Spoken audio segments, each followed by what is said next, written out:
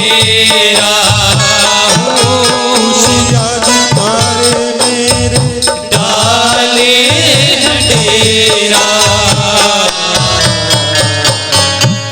पीहू पीहू पपीहार ने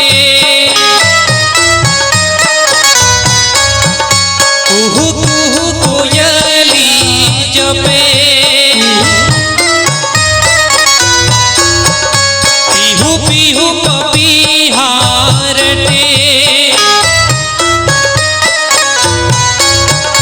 कुहू कुहू कोयल जपे। आंगन आंगन है परियां ने घेरा हो। आंगन आंगन है परियां ने घेरा। अने है दिनारे बजाओ रे सब मिल। अने है दिनारे बजाओरी सब मिले। आज मेरे पिया मेरे आवेंगे। आज श्यामा मेरे घर ओ खबरें सुनाओ जो ये बताओ जो खबरें सुनाओ ये बताओ। आज मेरे श्याम मेरे आवेंगे। आज मेरे श्याम मेरे मेरी सखीरी श्याम घर आवे। मेरी सखीरी श्यामा घर ओ मेरी सखीरी श्याम घर आवे। मेरी सखीरी श्यामा घर आवे। चौकी पुराओ माटी रंगाओ। चौक पुरावो माटी रंगावो। आज मेरे श्याम घर आवेंगे। आज मेरे श्यामा घर आवे। चौक पुराओ माटी रंगाओ। चौक पुरावो माटी रंगावो। आज मेरे श्याम घर आवेंगे। आज मेरे श्यामा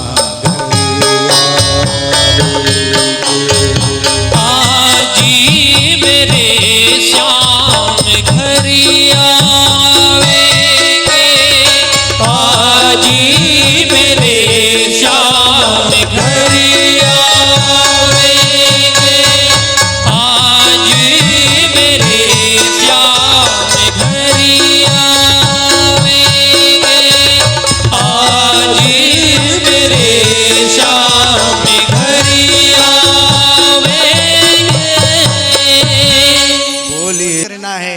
और वो स्नान करती है, इतने में बाहर कन्हैया पहुंच जाते हैं और संगल खटखटाते हैं। बोले काकी, बोले काकी, बोले काकी द्वार खोलो।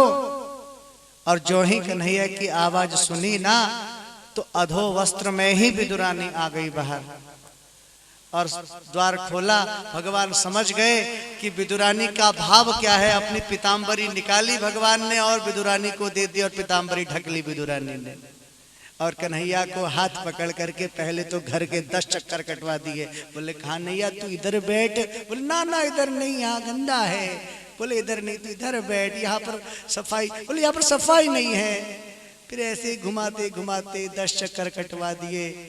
और फिर एक चौकी में कन्हैया को बैठाया। कन्हैया बोले काकी बहुत भूख लगी है, कुछ खाने को लाओ। तो काकी कहने लगी कन्हैया रुक, बगल में कदली वृक्ष है। कदली बोले केले का वृक्ष, जंगल, केले का वन। वहां गई विदुरानी और एक टोकरी भर के केले ले आई। अब भाव देखिए, विदुरानी केले तो ले आई और केले ला करके कन्हैया के सम्मुख बैठी है और केले के छिलकों को छिल रही है और छिलके तो थाली में परोस रही है और केले को फेंक रही है। आह क्या भाव है। और भगवान भी बड़े सुंदर भाव से वो केले को खा रहे, छिलकों को खा रहे। साग जिसको कहते हैं, छिलकों को भगवान खा रहे हैं। हमारे भोजन में यदि एक कण भी पत्थर का आ जाता है तो घरवाली को, तूने आज अच्छे से नहीं बीना, आज दाल अच्छे से नहीं बीनी। लेकिन देखो भगवान बड़े सुंदर भाव से पा रहे। विदुरानी केले फेंक रही है और छिलके थाली पे परोस रही है और भगवान केले के छिलके खा रहे हैं। 30-40 केले ही केले, जहां देखो केले ही केले और छिलके थाली में और भगवान छिलके खा रहे हैं बड़े सुंदर भाव से। इतने में विदुर जी आ गए और विदुर जी आते हुए विदुरानी से कहने लगे कि अरे विदुरानी तुम्हें पता है कन्हैया हमारे यहाँ तुरंत पहुंचने वाले हैं, ये माखन और मिश्री है, तुम तुरंत जाकर के इसको अपने रसोई में रख लो।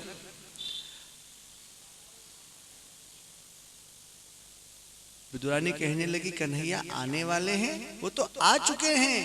और जैसे ही विदुर जी अपने कुटिया के अंदर प्रवेश किया, देखा चारों ओर केले ही केले हैं और थाली में केले के छिलके। विदुर जी कहने लगे अरे रानी तुमने ये क्या कर दिया, इतने समय के बाद तो हमें अपने आराध्य का दर्शन हुआ, अपने कन्हैया का दर्शन हुआ और तुमने इनको खाने को भी दिया, तो क्या ये केले के छिलके। तब उस समय विदुरानी को ध्यान आया, महाराज ध्यान दीजिए, उस समय विदुरानी को ध्यान आया कि ओह मेरे से क्या हो गया, अपराध। और भगवान भी कह रहे हैं कि मुझे मालूम ही नहीं चली काकी कि ये केले के छिलके हैं या केले हैं, क्योंकि मैं तो भाव का भूखा हूँ, भाव ही एक सार, और जो भाव से भजता मुझे भव से बेड़ा पार। काकी मैं समझ नहीं पाया ये क्या है, और मुझे इतने स्वादिष्ट लगे हैं काकी मैं बता नहीं सकता। मुझे तो अब पता चल रहा है जब आप कह रही हैं कि ये केले के छिलके हैं। लेकिन काकी मैं एक बात बताऊं, आप ये लड्डू जो मुझे दे रही हैं, ये जो लड्डू मैंने खाया, लेकिन जो स्वाद इन केले के छिलकों में है काकी, वो स्वाद इस खोए के लड्डू में है ही नहीं। बोलो जय श्री कृष्ण। ये प्रेम रूपी भाव है साहब, प्रेम हृदयार्थ होता है। एक बात बतावें, प्रेम हृदय से किया जाता है और उस प्रेम में दिखावटीपन नहीं होता। आज विदुर और विदुरानी कई वर्षों से एक पर्ण कुटीर में है, निरंतर ध्यान करते हैं, याद तो हमेशा है। देखो एक कवि ने बड़ी सुंदर एक ये जो शब्द लिखा है याद, ये बड़ा सुंदर शब्द है साहब, बहुत सुंदर शब्द, थोड़ा ध्यान देना। याद कितना प्यारा शब्द है, याद। याद का मतलब समझिए, हम जब जब गोविंद को याद करते हैं, राधा को याद करते हैं, कृष्ण को याद करते हैं, तो याद जो शब्द है ये हमेशा रहना चाहिए अपने हृदय में, हमेशा। बोले कई लोग शिकायत करते हैं, बोले महाराज आज कई समय हो गया फोन ही नहीं करते हो। बोले हमको भूल गए या याद है? जो हमेशा याद रहते हैं प्यारे, उन्हें भूलने की आवश्यकता कभी नहीं पड़ती, वो केवल हृदय के भाव को समझ जाते हैं। आज फोन लोग करते हैं, कहते हैं महाराज आज इतने समय के बाद देखो तुमने फोन भी नहीं की, और हम आपको फोन कर रहे हैं, क्या हमको भूल गए? हमारी याद नहीं रही? जब हम निरंतर उनको याद करते हैं तो ही तो आज उनका फोन आया। ध्यान दीजिए, उसी प्रकार से जो ये याद शब्द है, हम निरंतर राधा कृष्ण को जब हम निरंतर याद करते हैं तो याद का उल्टा होता है दया। इनको याद करने से इनकी दया सदा हम पर बनी रहती है। बोलो जय श्री कृष्ण। याद का उल्टा करो दया।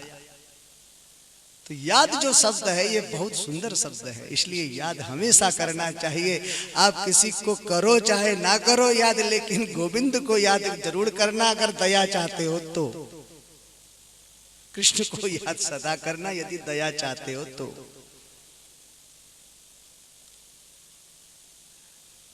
तो निरंतर सुखदेव जी कहते हैं, राजन भगवान न जाति देखते हैं न बिरादरी देखते हैं, और यदि जाति बिरादरी देखते तो विदुर महाराज के यहाँ केले के छिलके क्यों खाते? भगवान प्रेम रूपी भाव देखते हैं। जहां पर प्रेम रूपी भाव है, एक शायर ने बड़ी सुंदर बात लिखी। वो कहता है कि श्याम श्याम सब कहें, श्याम श्याम सब कहें, ठग ठाकर और चोर। एक ये जो श्याम राम नाम है ये सभी कहते हैं। एक ठग भी जब ठग नहीं जाता है, बोला भगवान आज अच्छा करना, नाम लेगा। ठग ठाकर, एक व्यापारी भी जब व्यापार करने जाएगा, भगवान आज अच्छा व्यापार करना। चोर भी जब जाएगा चोरी करने, भगवान आज अच्छा माल मिले, आज अच्छा माल मिले, वो भी भगवान का नाम लेगा। लेकिन श्याम श्याम सब कहें, ठग ठाकर और चोर, बगैर प्रेम के ना रिझें नटवर नंद किशोर। जब तक प्रेम नहीं है उस भाव में, तब तक भगवान रिझने वाले नहीं है। बोलिए जय श्री कृष्ण। विदुरानी के पास भाव है, प्रेम रूपी भाव, अगाध प्रेम रूपी भाव, जिसकी कोई सीमा नहीं है। और वो अगाध प्रेम रूपी भाव के वशीभूत होते हुए भगवान ने विदुरानी के यहाँ केले के छिलके खाए, साग खाया। और एक बात इतना ही नहीं, शास्त्रों में यह भी लिखा है कि जिस प्रकार से हम भगवान के मंदिर में जूता चप्पल खोल के जाते हैं, वैसे ही आज हस्तिनापुर से भगवान नंगे पैर विदुरानी के घर में आए। भगवान भी अपने भक्तों के यहाँ नंगे पैरी पहुंच जाते हैं। महाराज बोलो जय श्री कृष्ण। नंगे पैरी पहुंचे विदुरानी के यहाँ। तो भगवान जाति बिरादरी नहीं, भगवान तो प्रेम रूपी भाव देखते हैं। और जिसके मन में सुंदर भाव है, कपट नहीं है, छल नहीं है, ईर्ष्या नहीं है, द्वेष नहीं है, ऐसे जो दिव्य भावित व्यक्ति हैं, भावित प्रेम रूपी व्यक्ति हैं, भगवान उनको हृदय, भगवान उनके हृदय में सदा सदा वास करते हैं। क्योंकि भगवान के वचन हैं मानस में, निर्मल मन जन सो मोहि पावा, निर्मल मन जन सो मोहि पावा, मोहि कपट छल छिद्र न भावा, मोहि कपट छल छिद्र न भावा। और जिसके हृदय में, मन में कोई कपट नहीं है, ईर्ष्या नहीं है, द्वेष नहीं है, ऐसे निदिव्य भक्त मुझे पसंद हैं और मैं सदा उनके हृदय में वास करता हूं। ये भगवान के वचन हैं। सुखदेव कहते हैं, राजन इतना ही नहीं, जब भगवान अपनी सभी प्रकार की लीलाओं को समाप्त करके परम धाम को जा रहे थे, तो उस समय भगवान के एक सखा हैं जिनका नाम है उद्धव। उद्धव जी ने भगवान से पूछा कि भगवान आपके 24 के 24 अवतार वंदनीय हैं, और आप जगह जगह प्रसाद पाते होंगे, जगह जगह आपको कई कई जगह भोग लगे होंगे, बड़े सुंदर सुंदर, कभी मेवा मिष्ठान, कभी कुछ सुंदर सुंदर भोग लगे होंगे। लेकिन प्रभु एक बात मुझे बताओ, जहां भी आपको भोग लगा, सबसे सुंदर भोग पाने का सुख आपको कहां मिला, ये बता दीजिए। सबसे सुंदर भोग पाने का सुख कहां मिला? तो भगवान के आंखों में आंसू आ गए साहब, और कहने लगे, उद्धव आज तुमने हमारे परम भक्तों की याद दिला दी।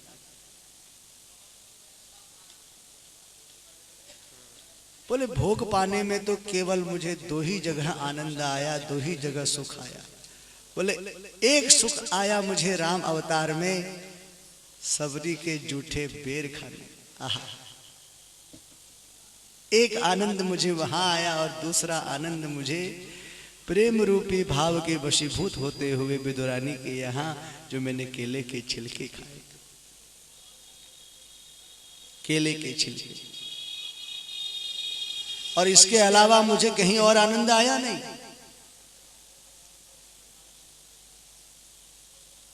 भगवान प्रेम रूपी भाव के वशीभूत है महाराज।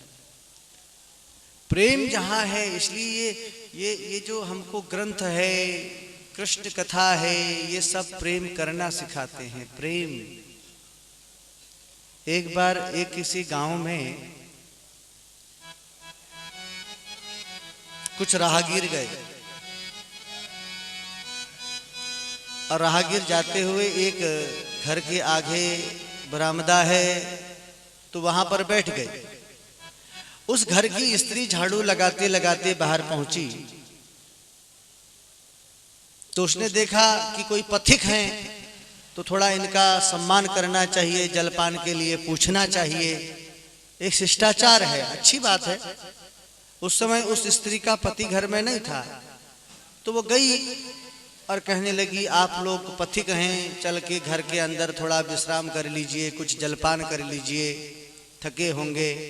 तो उन पथिकों ने कहा, देखो स्त्री, तुम्हारा पति इस समय घर में नहीं है और अभी हम नहीं आएंगे, जब पति तुम्हारे आ जावे तभी हम आएंगे।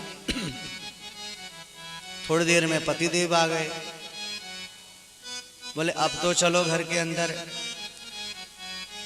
बोले देखो हम 4 लोग यहाँ पर हैं, 5वां भी अभी आएगा, 6ठा भी आएगा, 7वां भी आएगा, लेकिन हम लोगों का एक नियम है, हम में से केवल एक ही व्यक्ति का आप सम्मान कर सकती हो, एक ही व्यक्ति जलपान करेगा, जिसको आप चाहो उसको ले जाओ। हम में से ये स्त्रियां भी हैं, एक का नाम लक्ष्मी है, एक का नाम शांति है, एक का नाम वैभव है, एक का नाम राज है, एक का नाम विद्या है, एक का नाम तप है, एक का नाम संयोग है, एक का नाम प्रेम है। ऐसे ऐसे ऐसे करके कई नाम बताए। बोले जो आपको पसंद है वो ले जाओ, उसका सम्मान करो। अब अंदर आए दोनों पति पत्नी, आपस में मंत्रणा करने लगे। बोले एक काम करते हैं, बोले लक्ष्मी को ले आते हैं। पत्नी ने कहा नहीं लक्ष्मी से क्या करेंगे, लक्ष्मी तो है ही। बोले काम करते हैं, शांति को ले आते हैं। फिर एक भाव हुआ, बोले शांति। बोले काम करते हैं, वैभव को ले आते हैं। आपस में थोड़ा लड़ाई झगड़ा करने लगे। बोले नहीं इसको ले आए, इसको ले आए। एक बुजुर्ग महिला थी, वो कहने लगी सब कुछ है, प्रेम नहीं है, प्रेम को लाओ। तो उस बुजुर्ग माता की बात को श्रवण किया और वो सब बाहर गए, दोनों पति पत्नी, और उन्होंने कहा आप में से प्रेम कौन है? जो प्रेम है वो हमारे साथ हमारे घर के भीतर चलिए और हमारा आतिथ्य स्वीकार करिए। और प्रेम जैसे ही अपने आसन से उठे और उनके घर के अंदर गए, तो महाराज देखा प्रेम के साथ में शांति भी चले गई, लक्ष्मी भी चले गई, वैभव भी चला गया, राजा भी चला गया, विद्या भी चले गई, सब चले गए। बोलिए जय श्री कृष्ण। बोले जहां प्रेम है वहां सब कुछ है, और जहां प्रेम नहीं है वहां कुछ नहीं है। बोलो जय श्री कृष्ण। तो यही प्रेम रूपी भाव है विदुरानी के पास, और आज यही प्रेम रूपी भाव में भगवान ने केले के छिलके खाए। आज नेत्र सजल हो गए उद्धव की बातों को सुनकर। भगवान लीला संपन्न करके जा रहे हैं, और उद्धव से कहने लगे, उद्धव तुम बद्रिकाश्रम जा रहे हो, यदि विदुर जी से कहीं पर भेंट होवे तो उन्हें जरूर याद कर देना। तो सुखदेव कहते हैं राजन, इस प्रकार से उद्धव जी महाराज बद्रिकाश्रम की ओर जा रहे हैं, रास्ते में विदुर जी से भेंट हो गई। जब विदुर जी से उद्धव जी की भेंट हो गई तो दोनों एक दूसरे को देखने लगे। उद्धव भी भक्त हैं, विदुर जी भी भक्त हैं। यहां पर थोड़ा ध्यान दीजिएगा, एक है ज्ञानी भक्त और एक है नीतिज्ञ भक्त। ज्ञानी भक्त कौन है? बोले उद्धव। ये देवगुरु बृहस्पति के शिष्य हैं महाराज, उद्धव जी ज्ञानी। एक नीतिज्ञ है, जो नीतिवान है, जो शास्त्रों की नीति पर चलता है, वो विदुर है। दोनों भक्त जब मिले तो दोनों का कंठ अवरुद्ध हो गया और यहां पर से शुरू होता है विदुर उद्धव संवाद भागवत जी में। और विदुर उद्धव संवाद श्रवण करते हुए नाना प्रकार से विदुर जी ने उद्धव जी को कृष्ण के दिव्य से दिव्यात्मक चरित्र श्रवण कराए। और उद्धव जी ने कहा कि भगवान जब अपनी लीला संपन्न करके जा रहे हैं, उन्होंने किसी को याद नहीं किया विदुर जी, केवल आपको याद किया। और दिव्य उद्धव जी ने चरित्र श्रवण कराए। तो फिर उद्धव जी ने विदुर जी से कहा कि यदि तुम और कुछ जानने की इच्छा रखते हो, और कुछ चरित्रों के विषय में जानने की इच्छा रखते हो, तो तुम हरिद्वार जाओ। बोले वहां एक संत रहते हैं, उनका नाम है मैत्रेय मुनि। और ये जो मैत्रेय मुनि है, यह आपको पूर्ण रूप से भागवत चरित्र की कथा श्रवण कराएंगे। तो विदुर जी उत्कंठित हो गए और हरिद्वार पहुंचे हैं। और मैत्रेय मुनि जो एक ब्राह्मण हैं, और मैत्रेय मुनि ने विदुर जी को देखा आते हुए और अपने अंकों में भर लिया। बोले आप जैसा परम संत तपस्वी आज मेरी इस कुटिया में आया, मैं पवित्र हो गया।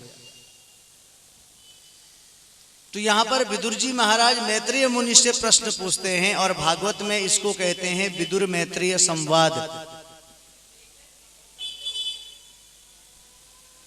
विदुर जी ने कहा मैत्रेय मुनि से कि भगवान, मैं एक बात जानना चाहता हूं कि ये सारी सृष्टि को परमात्मा क्यों बनाता है, और इस सृष्टि में कोई दुखी क्यों सुखी क्यों होता है। किसी भक्त को बचाने के लिए परमात्मा कई कई अवतार लेके आते हैं, और उन अवतारों में कोई नरसिंह अवतार, कभी वामन अवतार, और मैंने सुना है भगवान ने सूकर का रूप भी लिया। सूकर बोले वराह, वराह अवतार की कथा प्रारंभ हो रही है। मैत्रेय मुनि कहते हैं विदुर जी से कि विदुर, परमात्मा संसार में जो कुछ भी परिलक्षित है और जो कुछ भी संसार में दिखाई दे, वो परमात्मा की क्रीड़ा है। सृष्टि के प्रसंग को विस्तार से कहा मैत्रेय मुनि ने, और कहने लगे कि विदुर, जो कुछ संसार में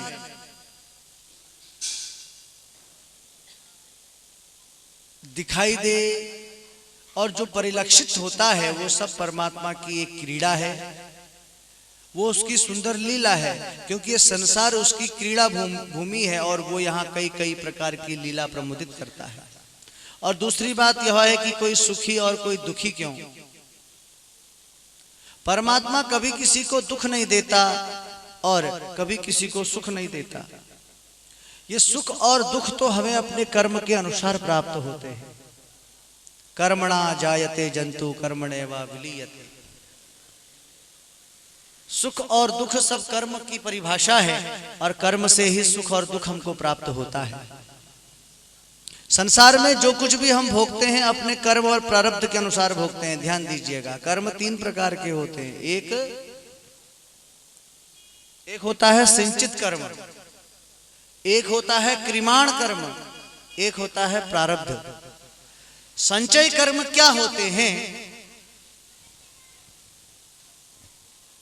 आपने नल में पानी आया और आपने उस पानी को टैंकी में भर दिया, स्टोर, वो आपका संचय है, जल संचय। वही उसी प्रकार से आपने अपने कर्मों का संचय करना है। अब उन कर्मों में से, उस पानी में से कुछ लोग उस जल का उपयोग दुरुपयोग में करते हैं और कुछ लोग सदुपयोग में करते हैं। कारण क्या है? उस जल से कुछ लोग मदिरा पान कर लेंगे, कुछ लोग उस जल से दूसरों पे फेंक देंगे, कुछ लोग उस जल से, जो संचय किया हुआ जल है, उस जल को भूमि में गिरा देंगे, कुछ लोग उसी जल से संतों को पानी पिलाएंगे, कुछ लोग उस जल से, कहीं पर पेड़ पौधे सूखे हैं उसमें जल डालेंगे। अब यहाँ पर कर्म विवेचन है। जो इस प्रकार के कर्म होते हैं, एक कर्म कैसा? दुरुपयोग। एक कर्म कैसा? उस जल का सदुपयोग। इन सदुपयोग और दुरुपयोग से क्रिमाण बनता है और इन्हीं क्रिमाण कर्मों से आपके प्रारब्ध बनते हैं। और वही प्रारब्ध, बस कोई ना कोई प्रारब्ध कर्म होगा महाराज, सत्कर्म, जो आज हमें और आपको इस नैमिषारण्य भूमि में ऐसा सुयोग्य अवसर मिला।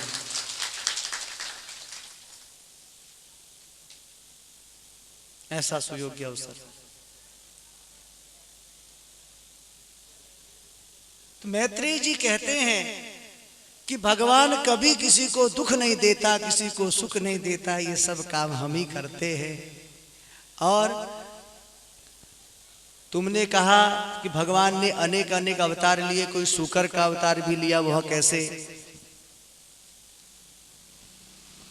कि वेद के अनुसार जो व्यक्ति कर्म कर रहा होता है, वेद के अनुसार जो व्यक्ति कर्म कर रहा होता है, वेद के आधार पर जो सत्कर्म कर रहा होता है, सद आचरण कर रहा होता है, उस सत्कर्म करने वाले व्यक्ति को यदि कोई कष्ट पहुंचाता है तो उन व्यक्तियों की सुरक्षा के लिए परमात्मा अवतार लेके आता है। और इन अवतारों में भगवान ने वराह का रूप धारण किया, शूकर का रूप धारण किया। इसका भी एक विचित्र कारण है महाराज।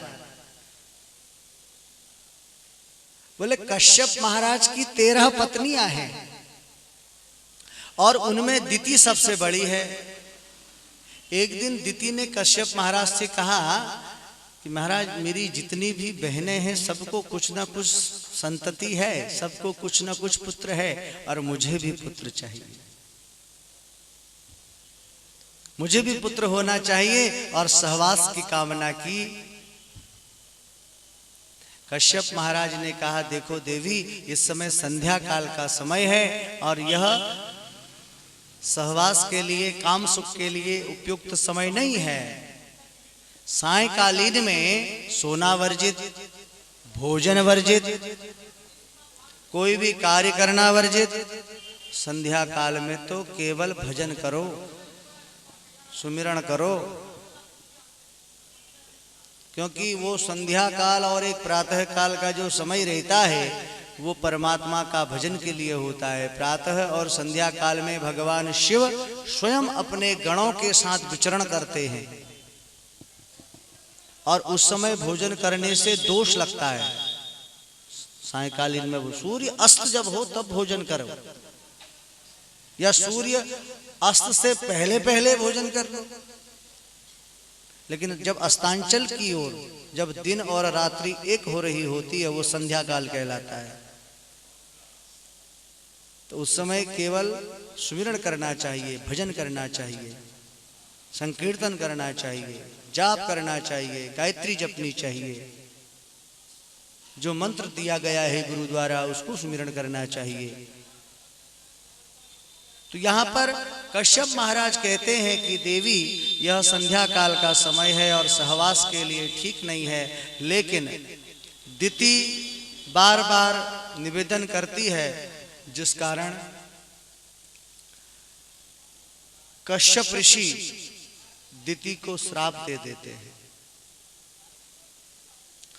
श्राप देने पर कहते हैं कि देवी तुम्हारे यह गर्भ से जाओ 2 राक्षस उत्पन्न होंगे। दिति पश्चाताप करने लगी, बोले महाराज ऐसा क्यों कह रहे हो? बोले अब गर्भस्थ, ये तो वाणी का प्रभाव है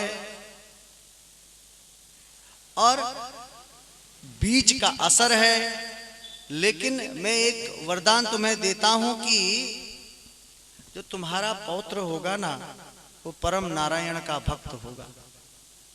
और यह सुनकर के दिति को थोड़ा सांत्वना मिली। तो दिति के गर्भ का प्रकाश बढ़ने लगा महाराज। धीरे धीरे दिति के गर्भ का प्रकाश बढ़ने लगा और प्रकाश बढ़ते बढ़ते हुए देवताओं में खलबली मचने लगी। ये सभी देवता ब्रह्मा जी के पास पहुंचे, बोले महाराज ये जो दिति के गर्भ का प्रकाश है ये तो अभी से बहुत बढ़ने लग गया। बोले इसका मतलब दिति के गर्भ में कोई बहुत भयभीत करने वाले राक्षस हैं, क्योंकि कश्यप महाराज का श्राप है कि दिति के गर्भ से 2 दैत्य उत्पन्न होंगे। महाराज कौन है ये तो बताएं, नहीं तो हम अभी गर्भस्थ शिशु को समाप्त कर देते हैं। क्या हमको कोई नुकसान तो नहीं पहुंचाएंगे? इंद्र को चिंता हो जाती है बहुत जल्दी। आप लोग पूजा करते हो ना ये यहाँ पर रोज डेली। लास्ट में हमारे आचार्य जी कहते हैं अनया कृताया पूजाया श्री लक्ष्मी नारायण देवस्यो परिप्रियतान नमम्मा सक्राय नमः। तिलक लगाते हो जल का। बोले इसका मतलब होता है कि हमें मिले, इसको कोई दूसरा ना ले जाए। अगर हम ऐसा नहीं कहेंगे इंद्र चोर के ले जा लेता है उस पुण्यात्मा कर्म को, पता ही नहीं चलेगा।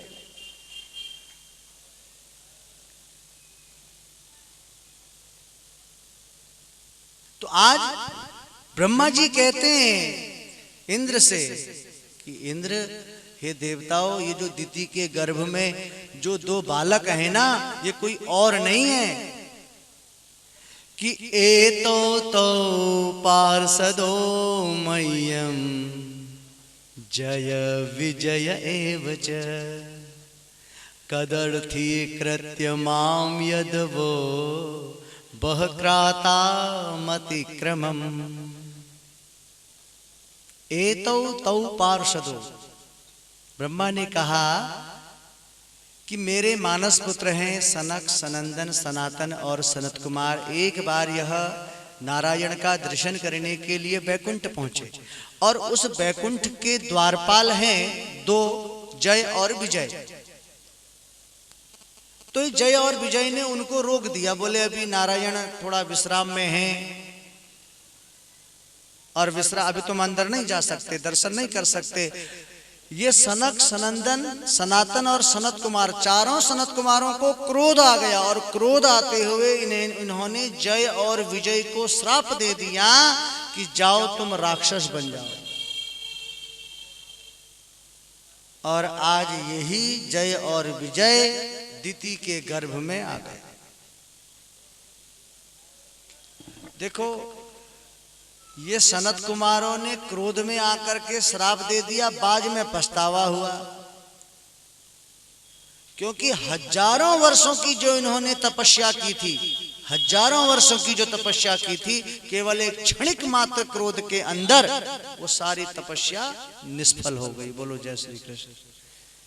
आप हजारों वर्षों की तपस्या करिए, 6-6, 7-7 घंटे का अध्यात्म सुमिरण करिए, लेकिन क्षणिक एक क्रोध आ जाता है तो समझ लीजिए वो सब खत्म। क्रोध तो करना ही नहीं है।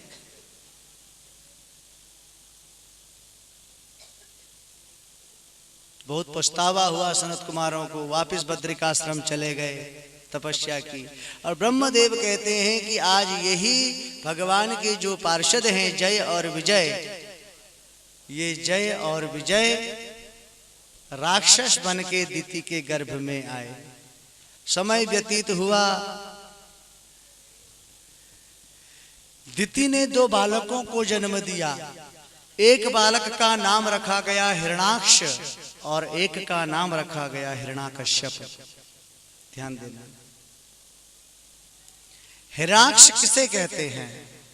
हिरणाक्ष का मतलब होता है लोभ, और हिरण्यकश्यप का मतलब होता है अहंकार, अहम। समय व्यतीत हुआ, धीरे धीरे ये हिरणाक्ष ने अतुल बल को प्राप्त किया, और अतुल बल प्राप्त करने के बाद इसने इस भूमंडल में त्राही त्राही करनी शुरू कर दी। प्रलय काल का समय आया। प्राचीन भारत का जो आयुर्वेद विज्ञान था उसमें पहले के लोग जो जानते थे वो वायु विद्या जानते हुए वायु मार्ग में विचरण करते थे। प्रलय काल का समय आया, पृथ्वी भी समुद्र में डूब गई। अब ये हिरणाक्ष जो लोग वायु विद्या से विचरण करते थे वायु मार्ग में, तो उनको पकड़ पकड़ के मारने लगा और पृथ्वी डूब गई समुद्र में। ब्रह्मा जी भगवान का भजन कर रहे थे, ब्रह्मा जी के को एक छींक आई, और छींक आते हुए ब्रह्मा जी की नाक से एक सूकर निकला और सीधे समुद्र के समीप पहुंच गया। सूकर बोले बरा भगवान की जय। सुअर देखा ना, जंगली सुअर होते थे, बड़े बड़े दांत होते हैं उसके आगे से। तो वराह रूप लिया और समुद्र के समीप पहुंचे हैं, और समुद्र के समीप पहुंचने के बाद भगवान समुद्र के भीतर गए और पृथ्वी को अपनी दाढ़ पर लाने लगे। इतने में नारद जी भ्रमण कर रहे हैं, नारायण नारायण कह रहे हैं, तो हिरणाक्ष ने नारद जी को पकड़ लिया।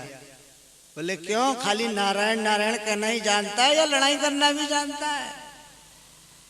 मेरे हाथों में बहुत खुजली हो रही है, मैं तेरे से लड़ाई करना चाहता हूं। अब नारद जी तो जानते, बोले महाराज मैं कहाँ लड़ाई, आपको लड़ाई करनी है, एक बहुत बलशाली सूकर है वराह, वो पृथ्वी को लेने गया है समुद्र में, लड़ाई करनी है, उससे करो, आपके हाथों की खुजली ऐसी मिटेगी कि जिंदगी में कभी खुजली नहीं होगी। बोलो जय श्री कृष्ण। इतने में ये हिरणाक्ष उस स्थान पर पहुंचता है और वराह भगवान के साथ इसका युद्ध होता है,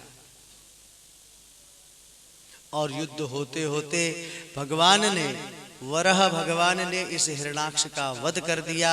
आकाश से पुष्प वर्षा हुई और एक साथ जय घोष हुआ, बोलिए वराह भगवान की। और वराह भगवान ने समुद्र से पृथ्वी को उठा करके पुनः पृथ्वी की स्थापना कर दी। पृथ्वी को लोभ उत्पन्न हो गया, थोड़ा अहंकार उत्पन्न हो गया। अहंकार उत्पन्न कैसे हो गया? बोले मैं थोड़ा समुद्र में जाके क्या डूब गई, देखो भगवान ने मेरे को बचाने के लिए वराह अवतार दिया। अब भगवान समझ गए, तो भगवान ने पृथ्वी से हटके एक सुंदर सुंदर वृंदावन का दर्शन करा दिया। पृथ्वी से हटके है एक धाम जिसको वृंदावन कहते हैं और आज गोलोक धाम कहते हैं। और पृथ्वी ने सोचा इतना सुंदर धाम, इतने सुंदर पुष्प, इतने सुंदर वाटिकाएं, इतनी सुंदर तुलसी तो मेरे इस पूरे पृथ्वी में है ही नहीं, ये कहाँ से आ गया? तो भगवान ने कहा ये मेरा धाम है पृथ्वी, ये तेरे इस पृथ्वी से अलग है, इसको कहते हैं वृंदावन धाम, ये मेरा घर है। तो पृथ्वी के अहंकार दूर हुआ और अहंकार दूर होते हुए भगवान ने पृथ्वी की स्थापना की। और स्थापना करते हुए सुखदेव जी कहते हैं परीक्षित से और मैत्रेय मुनि विदुर जी से कहते हैं कि हिरणाक्ष रूपी लोभ को तो वराह भगवान ने मार दिया, लेकिन पृथ्वी के मन में जो अहंकार और लोभ उत्पन्न हो गया इसे कौन दूर करे? पृथ्वी की स्थापना कर दी, पृथ्वी के मन में थोड़ा भाव आया लोभ का, अब पृथ्वी वासियों के मन में भी तो आ जाएगा। अब उसको दूर कौन करे? तो इसके लिए भगवान कपिल आते हैं। कपिल अवतार की कथा।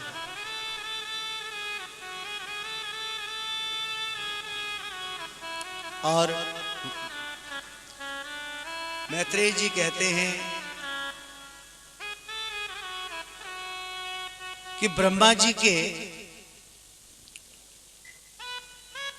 जितने भी पुत्र हुए वो सभी विरक्त हो गए।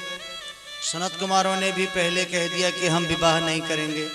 ब्रह्मा जी के एक और पुत्र हुए जिनका नाम है करदम ऋषि। थोड़ा ध्यान देना, करदम, जिन्होंने अपनी इंद्रियों का दमन किया हो, वो करदम। पृथ्वी वासियों के हृदय में लोभ और अहंकार उत्पन्न हो गया ना। हिरणाक्ष रूपी लोभ को तो वराह भगवान ने मार दिया। अब पृथ्वी की स्थापना की। पृथ्वी के मन में जो भाव आया वही भाव, पृथ्वी के मन में जो भाव आया लोभ अहंकार का, भगवान ने वृंदावन का दर्शन करा के वो दूर कर दिया। लेकिन वासियों के मन में जो भाव है उसको दूर कैसे हो, उसके लिए भी भगवान कपिल आए हैं। और वो कैसे आए हैं? सुखदेव कहते हैं ब्रह्मा जी के एक पुत्र हुए हैं करदम। और करदम ऋषि जिन्होंने अपने इंद्रियों का दमन कर लिया उसे कहते हैं करदम। वो जितेंद्रिय हैं। ब्रह्मा जी ने कहा कि बेटा तुम तो विवाह कर लो। करदम जी ने कहा नहीं जी, मुझे विवाह नहीं करना है, मुझे भजन करना है, मुझे घर में नहीं रहना है। और वन में चले गए। ब्रह्मा जी ने पहले समझाया बहुत बार कि देखो हम लोग कभी कभी वैराग्य की बातें करते हैं, वैराग्य के मार्ग पर चलते हैं, बड़ी कठिनाइयां आती हैं।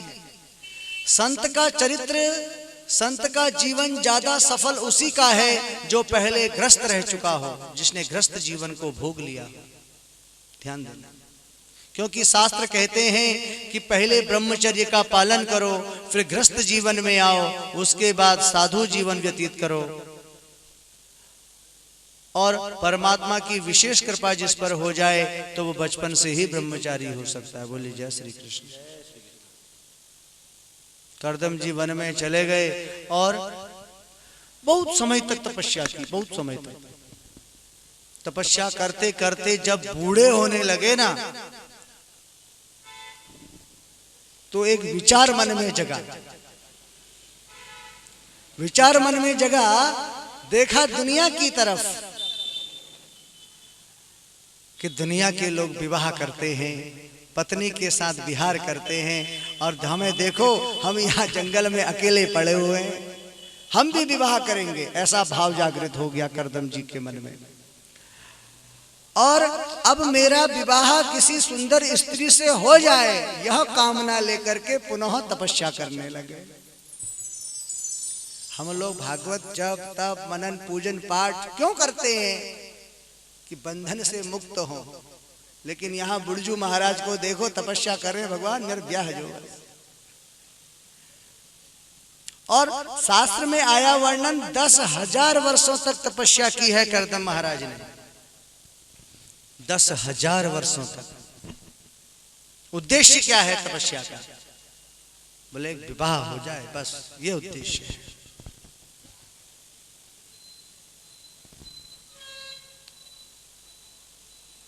दस 10,000 वर्षों तक की तपस्या की। लेकिन शास्त्र में यह भी आता है कि जिसने अपना सर्वस्व प्रभु को दे दिया हो, अपना जीवन गोविंद को समर्पित कर दिया हो, उसके मन में यदि कोई सांसारिक भावना भी आ जाए तो भगवान उसे पूर्ण कर देते हैं। ये बात भी, जिसने अपना सर्वस्व समर्पण भाव कर दिया हो,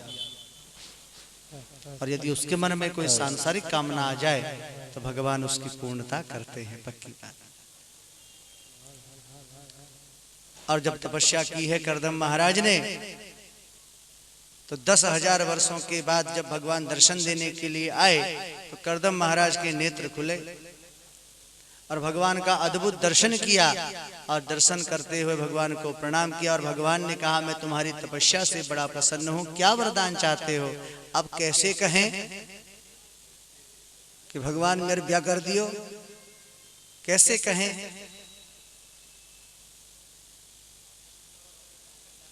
कि मेरा विवाह हो जाए? बोले नहीं, मैंने तो बस ऐसी तपस्या किया था, आपका दर्शन मुझे हो गया, बस अब मुझे कोई कामना है नहीं। लेकिन भगवान तो सब कुछ जानते हैं महाराज, ध्यान देना। वो तो सब जगह विराजमान है। यत्र तत्र सर्वत्र विजयते। मोर मनोरथ जानहु नीके, मोर मनोरथ जानहु नीके, बसहु सदा और पुर सबरीके।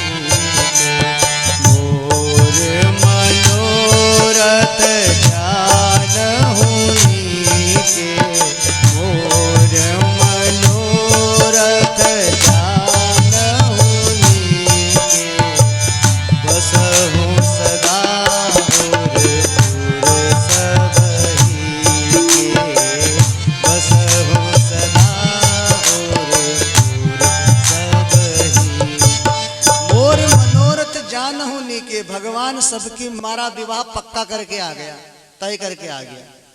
बोले अच्छा, इनको कैसे पता? अब ये भी पूछने की हिम्मत नहीं हुई कि महाराज कौन कन्या है, कौन है।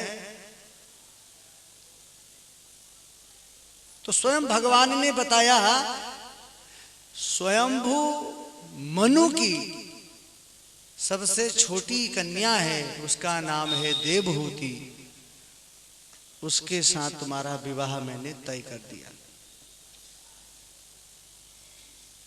अच्छा महाराज, अब आपने जब तय कर ही दिया है तो फिर ठीक ही है महाराज, अब शादी करेंगे ही करेंगे विवाह। और इधर महाराज भगवान नारायण स्वयंभू मनु के पास पहुंच गए और मनु के पास पहुंचे, देखो हमने तुम्हारी जो कन्या है इनका विवाह एक परम प्रतापी संत हैं कर्दम ऋषि, उनके साथ तय कर दिया। बोले महाराज आपने किया है तो अच्छा ही किया होगा। इधर कर्दम ऋषि ने कहा भगवान ठीक है, मैं आपकी बात से सहमत हूं, मैं विवाह करूंगा, लेकिन मेरी एक शर्त है। बोले क्या? बोले मेरे घर पुत्र रूप में स्वयं आपको आना होगा, तब तो मैं विवाह करता हूं, अन्यथा नहीं करता हूं। अब आप सोच लीजिए महाराज, आपको मेरी लाज रखनी है, मैंने आपकी लाज रख ली। बोले तो गड़बड़ हो जाएगी, कैसे होगा? चलो ठीक है, अब तो विवाह करो, क्योंकि मैं स्वयंभू मनु को भी कह के आ गया, अब तो रिश्ता टूट नहीं सकता भाई, अब कैसे? चलो ठीक है, मैं पुत्र रूप में तुम्हारे यहां हूं, मना लिया। समय व्यतीत हुआ, कर्दम ऋषि स्वयंभू मनु के यहां गए और देवहूति से विवाह हुआ और स्वयंभू मनु से कह दिया कि एक पुत्र होते ही मैं गृहस्थ जीवन का त्याग कर दूंगा महाराज, ये भी कह दिया। क्योंकि पुत्र रूप में स्वयं नारायण आने वाले हैं और जिसको नारायण मिल गए, गोविंद मिल गए, फिर उसे और क्या चाहिए साहब, उसे और क्या चाहिए? विवाह हो गया देवहूति और कर्दम का। थोड़ा ध्यान दीजिएगा, बड़ा सुंदर भाव है यहां पर। अब जब देवहूति कर्दम ऋषि का विवाह हो गया, अब देवहूति स्वयंभू मनु की पुत्री है महाराज, और स्वयंभू मनु है, ये वही मनु है, मनु और शत्रुपा, जिन्होंने यहाँ 23,000 वर्षों तक तपस्या की है। इनकी 3 पुत्रियां हैं और 2 पुत्र भी हैं, अभी आगे कथा में आएगा। और इन्होंने स्वयं वरदान मांगा भगवान से कि प्रभु आप मेरे यहाँ पुत्र रूप में आए, और यही मनु और शत्रुपा दशरथ कौशल्या बने। समय व्यतीत हुआ तो देवहूति का विवाह कर्दम ऋषि के साथ हो गया। विवाह संपन्न होने के बाद ये देवहूति पतिदेव के घर पहुंची। घर कहाँ? आश्रम हुआ कर्दम महाराज का। अब आश्रम कितना सुंदर है, थोड़ा देखिए, नजर डालिए, बड़ा सुंदर भाव है। जब देवहूति कर्दम महाराज के आश्रम में पहुंची तो देवहूति ने ऐसे सर उठा करके छत की ओर देखा और वहां देखा महाराज घोंसले ही घोंसले, चील भी वहां, कौवा भी वहां, कबूतर भी वहां, सब कुछ वहीं। बोले अच्छा महाराज ये सब क्या है? कर्दम ऋषि बोले बोले बोले देवी ये ना ये सब इसको अपना घर समझते हैं, सब यहीं रहते हैं ये। बोले अच्छा चलो। और जैसे ही नीचे की तरफ नजर डाली भूमि में, वहां बिली बिल, बोले सांप भी वहां, कछुआ भी वहां, बिच्छू भी वहां, गिरगिट भी वहां, छिपकली भी वहां, सब बिली बिल बने हुए हैं। देवहूति ने कहा महाराज ये क्या है? कर्दम ऋषि बोले बोले देवी ये भी ना सब इसको अपना घर समझते हैं, इसलिए यहीं रहते हैं। बोले यहाँ इसको सब अपना घर ही इसको समझते हैं, तो आप कहाँ रहते हो ये तो बताओ। तो कर्दम ऋषि ने इशारा किया और वहीं पर पास में एक 1.5 फुट का आसन लगा हुआ था साहब। बोला देवी मेरी जगह वो है। देवहूति की आंखों से आंसू निकल गए। बोले इतना परम तेजस्वी प्रतापी संत मुझे पति रूप में प्राप्त हुआ है। कर्दम ऋषि ने कहा देवी तुम थोड़ा आश्रम की सफाई कर लो, मैं जरा ध्यानस्थ आसन में बैठ जाता हूं, भगवान का भजन करता हूं। देवहूति आश्रम की सफाई में लग गई और कर्दम महाराज अपने आसन में बैठ करके भगवान का चिंतन करने लगे। और भागवत जी में वर्णन आता है कि कर्दम महाराज जब चिंतन करने लगे 40 वर्षों तक समाधि लग गई, 40 वर्षों तक। और देवहूति का संस्कार देखिए, अभी अभी नहीं नया विवाह होकर के आया है, ना खाने का पता है, ना सोने का पता है, ना किसी का पता है। और यहाँ महाराज कर्दम जी तो अब ध्यानस्थ समाधि में बैठ गए। लेकिन देवहूति इतने बड़े राजकाज में पली बड़ी हुई, अपने घर के पूरे ऐशो आराम सब कुछ उसने देखा, लेकिन आज कर्दम ऋषि के साथ में है, लेकिन फिर भी कर्दम ऋषि की सेवा करती है। ये संस्कार है, भाव। एक महिला के लिए उसका पति, उसका मंदिर ही है, उसकी पूजा है, सब कुछ वही है, सब कुछ वही। एक बात याद आती है, शिव पार्वती का जब विवाह होता है ना, उस समय जो पार्वती की मां है मैना, तो अब विदाई का जब समय, जब विदाई का समय आता है ना एक बार स्त्री के लिए, तो उस समय वो स्त्री अपने बाबुल के पास गले लग करके रोती है और अपनी माँ की गले जरूर लगती है। तो माँ उस समय उसको एक सुंदर शिक्षा देती है। मैना ने तो बहुत सुंदर शिक्षा दी पार्वती को। और आजकल तो अब माताएं कई कई शिक्षा, चलिए तू चिंता झन करिए, हाँ तिथे तेरे सास अगर एक कॉली तू दुके और फिर मैं संभालियो ना घिल जेलो हो, तो चिंता नहीं करिए, तू मुझे फोन कर दिए, तुरंत एक फोन दे दिया जाता है।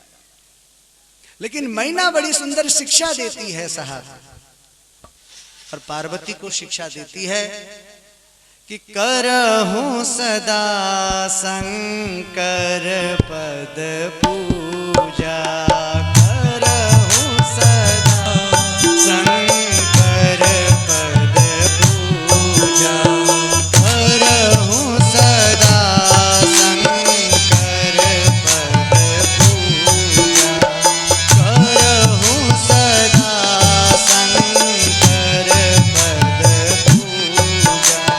नारी धर्मवती देवन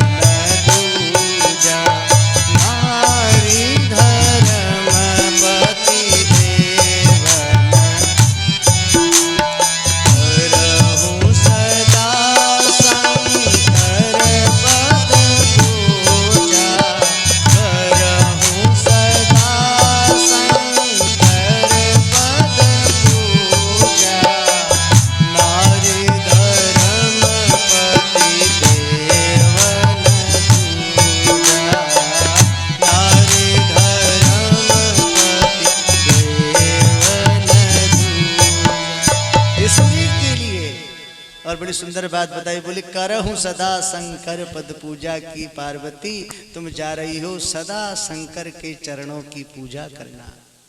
बड़ी सुंदर शिक्षा। और आज यही शिक्षा शत्रुपा देवी देवहूति को देती है कि सदा अपने पति की सेवा करना। और वही सेवा और वही संस्कारों के भाव से आज देवहूति बड़े सुंदर भाव से पति की सेवा करती है। गीले कपड़े से कभी मुखमंडल पोंछ देती, चरण पोंछ देती, और अपने पति को ही उसने भगवान मंदिर बना लिया।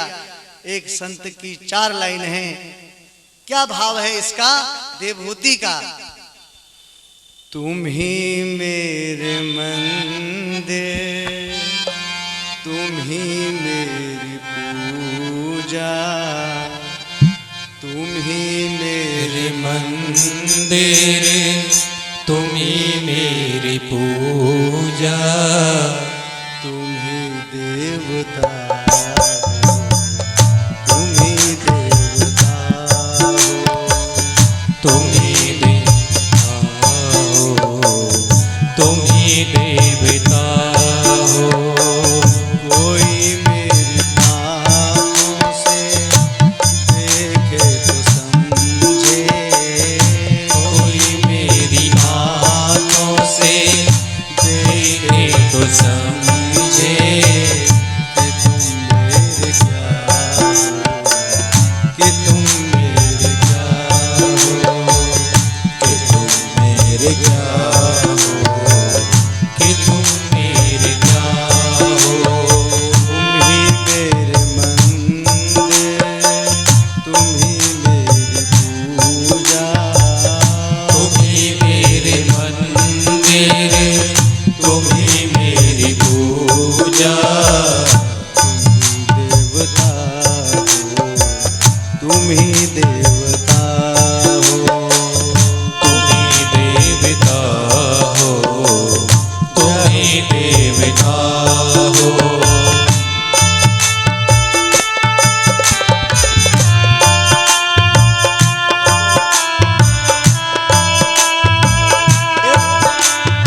भाव निवेदन कर रही है देवहूति, भाव बड़ा सुंदर भाव है।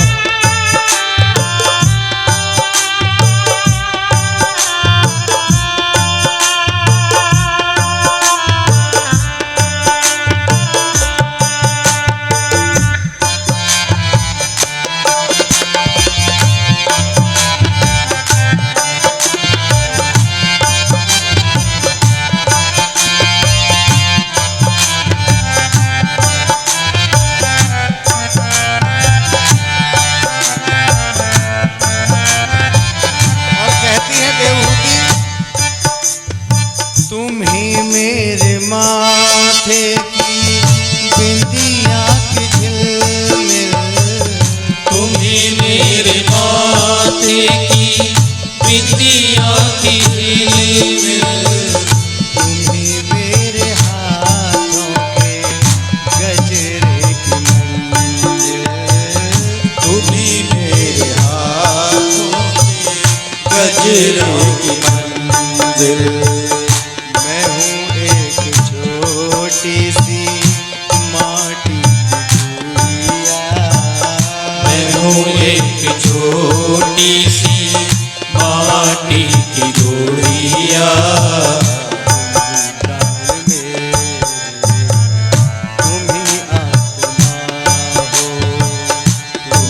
प्राण मेरे, तुम ही आत्मा हो, प्राण मेरे, तुम ही आत्मा हो।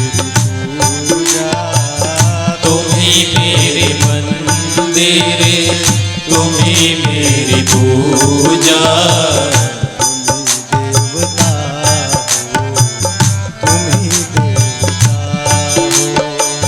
तुम ही देवता हो, तुम ही देवता हो। बड़ा सुंदर भाव है देवहूति का। और नित्य रोज अपने पति की सेवा करती है कि तुम ही मेरे मंदिर, तुम ही देवता, तुम ही सब कुछ। और सुंदर भाव से पूजा। 40 वर्षों तक समाधि लग गई है करदम महाराज की। 40 वर्षों के बाद जब नेत्र खुले तो देखा सामने एक वृद्ध माता जी हैं और पूछने लगे कि देवी आप कौन हैं?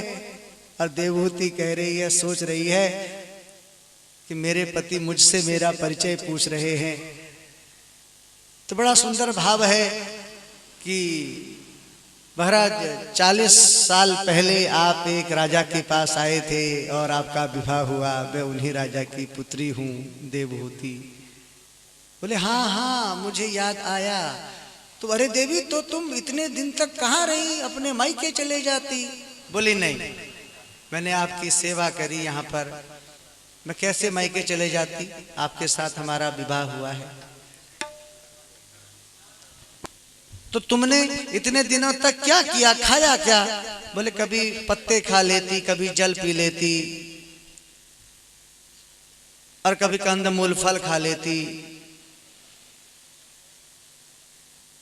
तो कर्दम ऋषि कहते हैं, देवी तुमने बहुत कष्ट किया है मेरे लिए, कि त्वम कष्टो अहमध्य तव मानवी मानदायः शुश्रूषया परमायया परया च भक्तया। कि हे देवी, मैं तुमसे बड़ा प्रसन्न हूँ, तुमने मेरे लिए इतने कष्ट सहे, सूख गया तुम्हारा शरीर सूखे पत्ते खा खा कर, तुमने मेरी सेवा की 40 वर्षों तक। तुम मन में सोच रही होगी कि कैसे पुरुष से शादी की, ना रहने का ठिकाना ना खाने का ठिकाना। देवी जरा अपनी आंखें बंद करो। और जैसे ही देवहूति ने अपनी आंखें बंद करी और कहा नेत्र खोल करके देखो, तो देवहूति ने देखा एक बहुत सुंदर सरोवर है और उस सरोवर के बीच में 9 मंजिल महल बन करके तैयार है और उसमें हजारों दास दासियां हैं। और ऐसा सुंदर वैभव देवहूति ने अपने पिता के यहाँ नहीं देखा।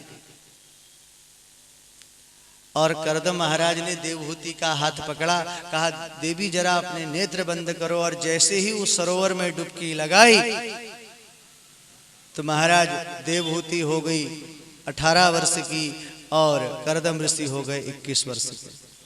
ये सब तपस्या का प्रभाव है, तपोबल का प्रभाव है, तपस्या का प्रभाव है, कर्दम ऋषि की तपस्या का प्रभाव। शेर और हिरण एक साथ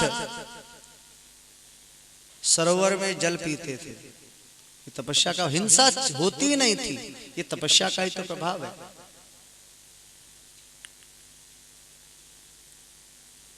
और देवहूति और कर्दम महाराज उस महल में निवास करने लगे। समय व्यतीत हुआ, धीरे धीरे करते हुए समय व्यतीत हुआ और शुरू में कर्दम महाराज की 9 कन्याएं हो गई।